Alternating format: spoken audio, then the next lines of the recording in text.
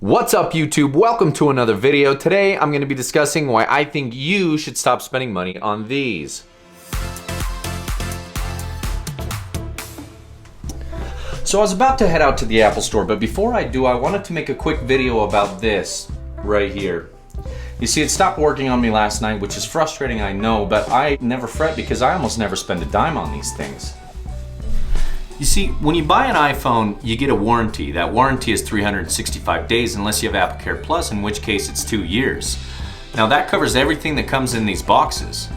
What a lot of people don't realize is that includes your charge cable. And do you want to know how I know that people don't realize this? Because Apple cords only last for 3 months. If everybody took their cords back under warranty, I guarantee you they'd last for over a year. And if you don't know if your phone's under warranty, let me show you how to look it up. First, we'll click Settings. Next, I want you to click General. Up at the top, About. Scroll down just a little bit. Here you'll see Limited Warranty. And now you know whether or not your phone is under warranty. So in short, if your cord stops working and your phone's still under warranty, just take it back to Apple and let them replace it. Now, if it's something you did intentionally to damage it, they probably won't cover it. But otherwise, if it's just from normal wear and tear, they'll usually replace it pretty hassle-free.